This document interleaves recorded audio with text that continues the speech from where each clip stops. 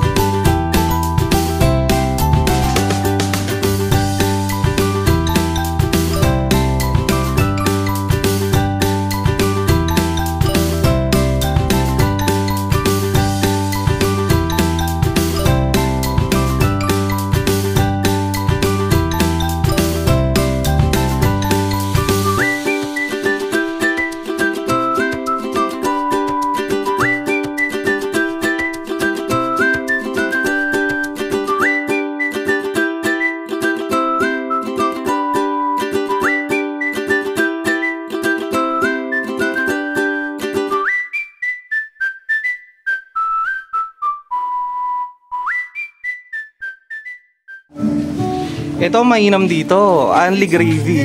Dito lang yata yung Unli Gravy ano, dito sa Cabanatuan. McDonald's San Siangco. Wow, laki ng manok ano.